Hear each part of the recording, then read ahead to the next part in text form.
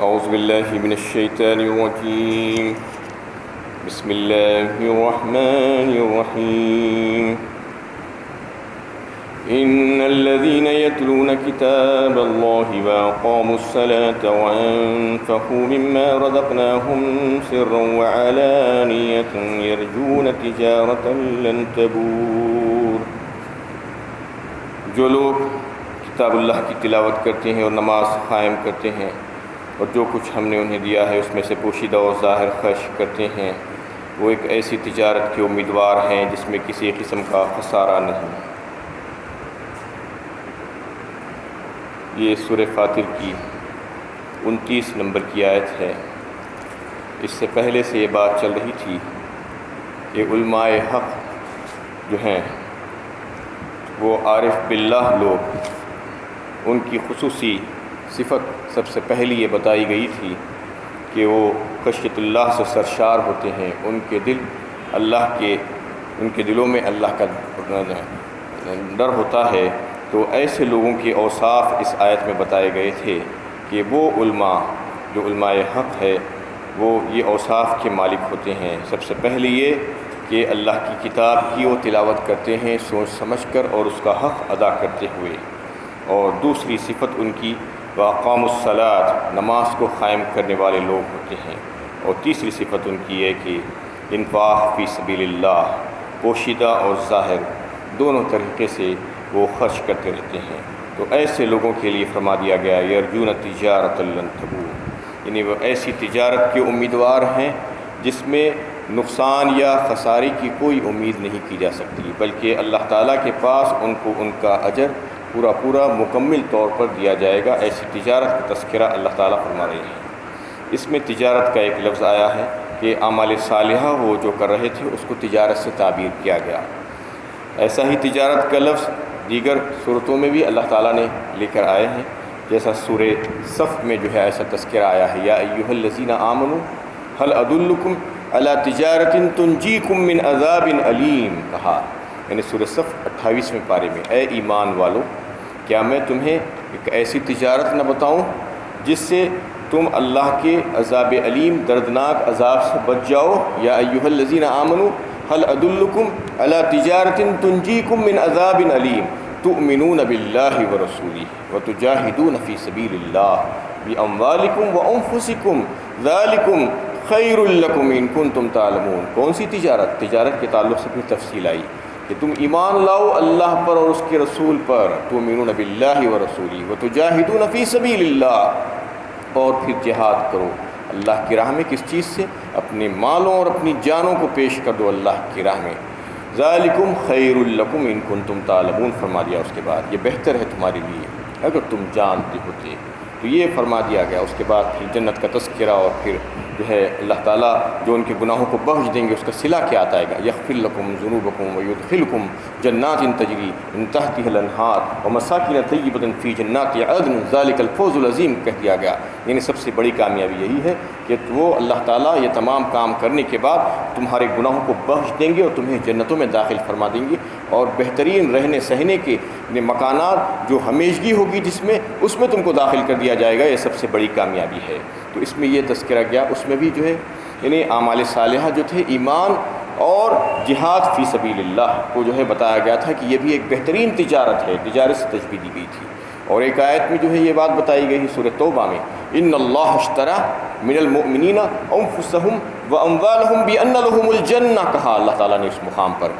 یعنی بے شک اللہ تعالیٰ نے مومنوں سے ان کے جانوں اور ان کے مالوں کے عوض جنت کو خرید لیا ہے، یعنی جنت دینے کا جو ہے جو وعدہ کر دیا گیا ہے ان سے، ان کی جانوں اور مالوں کے عوض میں، یعنی اللہ تعالیٰ نے ان کے جانوں اور مالوں کو لے کر اس کے عوض میں ان کو جو ہے ایک سودا کرا ہے ان کے ساتھ، یہ کہ ان کو جنت دی جائے گی۔ تو یہاں پر بھی جو ہے سودے کا ذکر آیا ہے، تجارت کا ذکر آیا ہے، بزنس کا ذکر آیا ہے۔ یہ کیوں بتانا چاہ رہے ہیں اللہ تعالیٰ کہ دیکھو کہ تجارت اور بزنس کے تعلق سے انسانوں کو اگر کہا جائے تو وہ بہت اچھا اور جلدی سمجھ جاتے ہیں۔ تجارت کا مطلب کیا ہوتا ہے کہ کوئی جو ہے اپنا سرمایہ لگاتا ہے، سرمایہ لگانے کے بعد نفع کی امید کرتا ہے، یہی تجارت ہوتی ہے، یہ دنیا کا معاملہ ہے۔ تو اس میں کیا ہوتا ہے کہ نفع کے ساتھ ساتھ نقصان کا بھی اندیشہ اور احتمال رہتا ہے۔ یہ نہیں کہ آپ تجارت کر رہے ہیں تو ہمیشہ آپ کو فائدہ ہی ہوگا، نقصان بھی ہوتا ہے، لیکن یہ تجارت جو آخرت والی تجارت ہے اس میں نقصان کا کوئی اندیشہ ہی نہیں ہے۔ اللہ تعالیٰ فوراً یہ بیان فرما رہے ہیں، لن تبور کہہ دیا، ہرگز ہرگز اس میں کسی قسم کا کوئی خسارہ نہیں ہے۔ وہ کیسے ممکن ہے جبکہ دنیا میں تو یہ ممکن نہیں تھا؟ تو یہ بتانا مقصود ہے یہاں پر کہ دنیا میں تم جو تجارت کیا کرتے تھے وہ ایک انسان دوسرے انسان کے ساتھ تجارت کرتا تھا، معاملات کرتا تھا، تو اس میں جو ہے نقصان کا اندیشہ تھا، نفع بھی ہوتا تھا اور کبھی نقصان بھی ہو سکتا تھا۔ لیکن یہ تجارت کی جو بات ہو رہی ہے آخرت والی تجارت کی، وہ رب العالمین کے ساتھ تجارت کی بات ہو رہی ہے۔ جو کریم الکرما ہیں وہ دوسروں کا نقصان کیسے کر سکتے ہیں بتائیے؟ وہ تو ممکن ہی نہیں ہے۔ یعنی اللہ تعالیٰ کا تو یہ معاملہ ہے کہ اللہ تعالیٰ نہ صرف عدل و انصاف کرتے ہیں بلکہ اپنے فضل و کرم سے زیادہ دیتے ہیں اپنے بندوں کو، تو اس لیے جو ہے یہ تجارت میں کوئی نقصان نہیں ہے، کیونکہ یہ تجارت جو ہو رہی ہے ایک انسان اور اپنے رب کریم کے ساتھ ہو رہی ہے، تو اس لیے اس میں کسی قسم کا کوئی جو ہے نقصان کا اندیشہ ہو ہی نہیں سکتا۔ یہ تجارت سب سے بہترین تجارت ہے، اللہ تعالیٰ یہ بتا رہے ہیں اپنے نبی کے ذریعے سے۔ تو اس میں یہ بات واضح کر دی گئی کہ اس میں تمہیں جو ہے عذاب علیم سے نجات اور پھر جنت میں داخلہ کیا یا کچھ کم ہے؟ یہ تصور کر کے دیکھو کہ دنیا میں جو تجارت کرتے ہیں اس میں تو ہو سکتا ہے کہ کبھی کوئی فائدہ ہو جائے اور پھر ہو سکتا ہے کہ کبھی اس سے تو نقصان سے دوچار ہو جاؤ، لیکن یہ تجارت جو ہونے والی ہے اس میں ہمیشگی کی راحت اور امن اور سکون اور اطمینان، ایسا بہترین گھر دے دیا جائے گا کہ پھر وہاں سے نکلنے کے لیے نہیں کہا جائے گا۔ آگے کی آیتوں میں یہ بات آ رہی ہے۔ تو یہ تجارت سب سے بہترین تجارت ہے، اس کا تذکرہ اللہ تعالیٰ نے فرمایا تجارت کا نام دے کر اس کو، حالانکہ یہ سب عمل صالح ہے، اللہ کی راہ میں مال کو خرچ کرنا یا نماز ادا کرنا یا اور جو ہے دیگر کاموں کا جو ذکر آیا ہے اس میں، کہ یہ تمام چیزیں جو ہے اللہ کی راہ میں جو بندہ کر رہا ہے اس کو تجارت سے تعبیر کر دیا گیا۔ لیوفیہم اجورہم ویزیدہم من فضلی کہا اس کے بعد کی آیت میں، یعنی ہم ان کی نیک کرداری کا انہیں پورا پورا اجر دیں گے اور اپنے فضل سے زیادہ ہی دیں گے۔ یعنی اس میں ایک بات بتا دی گئی کہ جو کچھ بھی تم کرو گے اس کو یہ نہیں سمجھنا کہ جو ہے اس کا تمہیں صلہ نہیں ملے گا یا کچھ کم مل جائے گا، جیسا کہ دنیا میں لوگ جو ہے کچھ کام کرتے ہیں تو کچھ ان کا جو ہے حق مار لیا جاتا ہے بسا اوقات، لیکن وہاں پر ایسا بالکل بھی نہیں ہوگا، تمہارا حق بالکل بھی نہیں مارا جائے گا۔ جتنا تم نے کیا تھا نہ صرف اتنا ملے گا بلکہ مزید، اور وَيَزِيدُهُم مِّن فَضْلِهِ، اللہ تعالیٰ اپنے فضل و کرم سے مزید عطا فرمائیں گے۔ یہ ان لوگوں کو عطا فرمائیں گے جو مذکورہ بالا صفات کے مالک لوگ ہوں گے، جو اللہ کی کتاب کی تلاوت کرتے ہوں گے اور سوچ سمجھ کر تلاوت کر کے اس کا حق ادا کرنے کی کوشش کرتے ہوں گے، اور پھر نمازوں کو قائم کرنے والے اور اللہ کے دیے ہوئے مال میں سے چھپے اور ظاہر اور پوشیدہ جو ہے خرچ کرنے والے اس قسم کے جو لوگ ہوں گے ان کے لیے یہ سارے معاملات ہوں گے، اور اللہ تعالیٰ نہ صرف ان کو یعنی معاف فرما دیں گے بلکہ انہیں جنت کے اعلیٰ درجات بھی عطا فرمائیں گے، اور ایک مزید انعام ان کے اوپر یہ ہوگا کہ ان کو اللہ تعالیٰ سفارش کا حق عطا فرمائیں گے بروز قیامت۔ وَيَزِيدُهُم مِّن فَضْلِهِ میں یہی بات آئی ہے، فضل سے جو ہے کچھ اور زیادہ عطا فرمائیں گے، نہ صرف ان کی نیکیوں میں اضافہ کر دیا جائے گا بلکہ فضل بھی عطا فرمائیں گے۔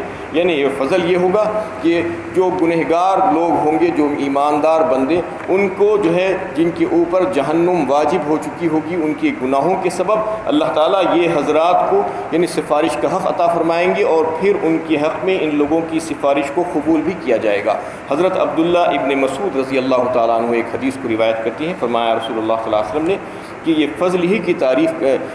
تفسیر میں جو ہے بات بتائی کہ یہ ان لوگوں کے لیے ہوگا جو اللہ کے نیک اور برگزیدہ بندے ہوں گے، جن کو اللہ تعالیٰ حق سفارش جو ہے عطا فرمائیں گے، اور وہ پھر وہ کن لوگوں کے حق میں سفارش کریں گے؟ ان لوگوں کے حق میں جنہوں نے ان کے ساتھ بہترین رویہ دنیا میں اختیار کیا تھا اور ان کے ساتھ احسان والا معاملہ کیا تھا، تو پھر وہ ان کا حق ادا کرنے کے لیے آخرت میں یہ کریں گے کہ ان کی سفارش اللہ کے پاس کروائیں گے۔ یہ سارے اہل ایمان ہی ہوں گے، اہل کفر کی سفارش کوئی نہیں کر سکے گا وہاں پر۔ اہل ایمان جو گنہگار ہوں گے، جو بغیر توبہ کی یہاں سے مر کر چلے جائیں گے، ان لوگوں کی سفارش جن کے لیے جو ہے اللہ تعالیٰ جہنم واجب کر دیں گے، ایسے لوگوں کی سفارش، ایسے لوگوں کے حق میں جو ہے سفارش یہ حضرات کی قبول کیے جائے گی۔ انہ غفور شکور فرما دیا، اس کے بعد دو صفات اللہ تعالیٰ کی اسماء الحسنی میں سلائی گئی ہے۔ بے شک اللہ تعالیٰ تو گناہوں کو معاف کرنے والے اور نیک بندوں کی بڑے ہی قدردان ہیں۔ یعنی سب سے پہلی بات یہ کہ وہ غفور ہیں، یعنی جو بندے بھی، جو مومن بندے اللہ تعالیٰ سے رجوع ہوتے ہیں اور پھر انہیں اخلاص کے ساتھ اللہ تعالیٰ سے معافی مانگتے ہیں، توبہ کرتے ہیں، اپنے گناہوں پر نادم ہوتے ہیں، تو پھر ان لوگوں کے گناہوں کو اللہ تعالیٰ معاف کرنے کے لیے تیار ہے۔ غرغرہ موت کے لگنے سے پہلے توبہ کا دروازہ کھلا ہوا ہے، جو چاہے اللہ سے رجوع ہو جائے، لیکن شرط یہی ہے کہ اخلاص کے ساتھ توبۃ نصوحہ ہونا چاہیے۔ دل میں یہ بات ہونی چاہیے کہ میں نے جو گناہ کا کام کیا تھا وہ گناہ تھا، اور پھر میں آئندہ جو ہے اس بات کا وعدہ کرتا ہوں کہ آئندہ یہ کام نہیں کروں گا۔ یہ اللہ تعالیٰ سے جو ہے پکا وعدہ کرنا چاہیے، اور فوراً وہ کام کو چھوڑ دینا چاہیے اس سے نفرت کرتے ہوئے۔ یہ توبۃ نصوحہ ہے۔ یہ نہیں کہ گلہ پیٹ لیا اور کہہ دیا کہ توبہ توبہ، اور پھر اس کے بعد وہی کام جاری ہے، نہیں۔ اس کے بعد بھی اگر بشر ہونے کے تقاضے سے جو ہے اگر گناہ ہوتا ہے تو پھر سے اللہ سے معافی مانگیں گے، تو پھر اللہ تعالیٰ اس کو جو ہے معاف فرما دیں گے۔ لیکن دل میں یہ نیت ہونی چاہیے کہ آئندہ میں یہ کام کبھی بھی نہیں کروں گا، تو پھر یہ غفور ہے اللہ تعالیٰ ان تمام لوگوں کے لیے۔ اور پھر ایک اور صفت آئی ہے شکور کی۔ شکور کا مطلب یہ ہے کہ قدردان، یعنی جو بندے یعنی اخلاص کے ساتھ اطاعت کرتے ہیں اللہ تعالیٰ کی اور فرمانبرداری کرتے ہیں اور ان کے جو ہے اعمال صالحہ میں لگے ہوئے رہتے ہیں، تو پھر اللہ تعالیٰ تو قدردان ہے۔ اللہ تعالیٰ وہ بندوں کی ناقدری نہیں کریں گے، یعنی اس سے مایوس ہونے کی ضرورت نہیں ہے لوگوں کو، کہ جو عمل کر رہے ہیں، جو جیسا بھی عمل کر رہے ہیں، ان کو کوشش کرنی چاہیے کہ اچھے سے اچھا عمل ہونا چاہیے، لیکن پھر بھی مایوسی کی کوئی ضرورت نہیں ہے، کیونکہ جو بندہ یعنی واقعی میں اخلاص کے ساتھ کوشش کرتا رہتا ہے، اللہ تعالیٰ اس کے بڑے قدردان ہیں، اس کو ضائع کبھی بھی نہیں کریں گے۔ یہ اللہ تعالیٰ یہ بتانا چاہ رہے ہیں کہ اللہ تعالیٰ شکور ہے، بہت قدردان ہے بندوں کی اعمال کے۔ والذی اوحینا الیک من الکتاب هو الحق مصدقا لما بین یدیہ ان اللہ بعبادہ لخبیر بصیر۔ اور جو کتاب ہم نے وحی کے ذریعے آپ کی طرف بھیجی ہے وہی حق ہے، اور ان کتابوں کی تصدیق کرتی ہے جو اس سے پہلے کی ہے۔ بے شک اللہ تعالیٰ اپنے بندوں کے احوال سے پوری طرح باخبر ہے اور ہر چیز پر نگاہ رکھنے والے ہیں۔ اس میں اللہ تعالیٰ اس کتاب کا تذکرہ فرما رہے ہیں جسے قرآن حکیم کہا جاتا ہے۔ اللہ تعالیٰ فرماتے ہیں کہ بطور وحی کہ ہم نے آپ کے پاس جو کتاب بھیجی ہے یہ ایسی کتاب ہے کہ جو اس سے پہلے کی جو آسمانی کتابیں جو نازل ہو چکی تھیں دیگر امتوں پر، یعنی توریت اور انجیل اور زبور اور دوسری کتابیں، ان تمام کتابوں کی یہ تصدیق کرنے والی کتاب ہے۔ لہٰذا یہ کتاب من جانب اللہ ہے، اللہ کی طرف سے نازل کردہ کتاب ہے، اور اس میں کسی قسم کا کوئی شک و شبہ ہے ہی نہیں۔ یہ بالکل صحیح اور درست کتاب ہے، اور یہ بات کی جو ہے تصدیق کرتی ہے کہ واقعی میں یہ کتاب اللہ کی طرف سے آئی ہے، اس وجہ سے کہ پچھلی کتابوں کو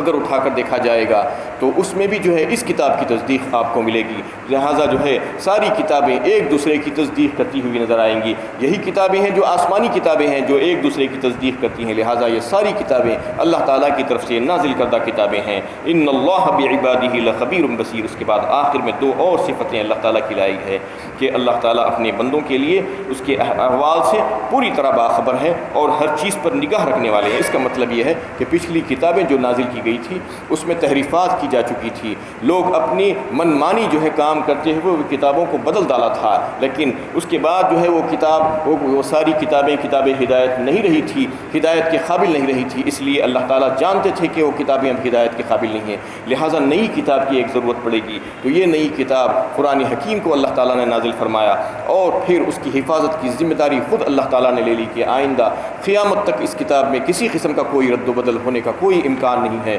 کوئی اس میں چاہے بھی تو تحریفات نہیں کر سکتے، نہ لفظی تحریفات نہ معنوی تحریفات، اللہ تعالیٰ نے اس پر روک لگا دی ہے۔ اور پھر یہ چونکہ یہ جانتے تھے اللہ تعالیٰ کہ اس میں تحریفات پہلے ہو چکی تھی، اس لیے اس میں جو ہے کسی قسم کی کوئی تحریفات نہیں ہوں گی، اور پھر یہ کتاب ہدایت ہوگی، اور وہ اپنے بندوں کو دیکھنے والے اور جو ہے اچھی طریقے سے ان کی خبر رکھنے والے لوگ ہیں۔ ثم اورثنا الكتاب الذين اصطفينا من عبادنا فمنهم ظالم لنفسه۔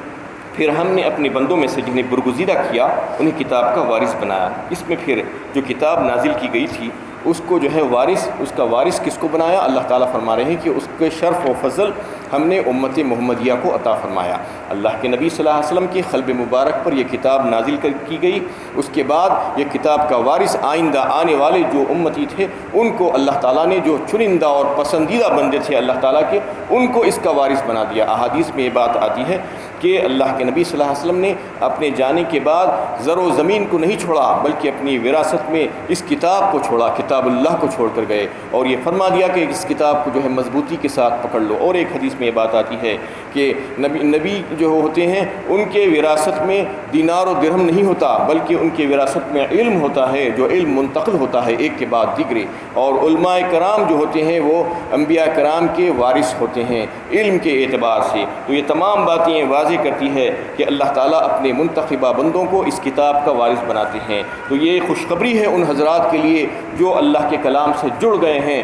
جو اللہ تعالیٰ کے کلام سے اپنے آپ کو منسوب کر لیے ہیں اور اس کو پڑھ کر سمجھ کر اس پر عمل کر کے اس کو پیش کرنا اپنے ذمے لے لیا ہے۔ تو یہ حضرات کو جو ہے پریشان ہونے کی ضرورت نہیں ہے، چاہے دنیا والے ان کے لیے کچھ بھی کہیں کچھ بھی سمجھیں، وہ تو اللہ کی منتخبہ فہرست میں ہیں اور اللہ تعالیٰ کی جو لسٹ ہے اس کے وہ لوگ ہیں اور احکم الحاکمین کے خاص لوگوں میں سے ہیں۔ اس لیے انہیں چاہیے کہ دنیا کے حقیر مفادات کے پیچھے نہ پڑیں اور دنیا کے جو چند روزہ جو فانی لذتیں ہیں اس کے پیچھے پڑھ کر جو کام ان کے سپرد کیا گیا ہے، جو وراثت ان کو عطا کی گئی ہے، جو کتاب اللہ ان کو جو ہے دی گئی ہے، اس کی وجہ سے ان کی شان میں اضافہ ہو گیا ہے، ان کو منتخب کر لیا ہے اللہ تعالیٰ نے، اس کو پیچھے نہیں ڈالنا چاہیے، اس کے پس پش نہیں ڈالنا چاہیے، بلکہ یہ ایک بہت بڑا جو ہے اعزاز ہے امت محمدیہ کے لوگوں کے لیے جو اللہ تعالیٰ نے جو ہے چند لوگوں کو، اس میں سے سب نہیں، اکثریت تو اس سے غافل ہی ہوتی ہے، چند لوگوں کو اللہ تعالیٰ منتخب کر کے اس کو جو ہے سلیکٹ کرتے ہیں اور اپنا کام لیتے ہیں اپنی کتاب کا۔ یہ بتانا چاہ رہے ہیں اللہ تعالیٰ کہ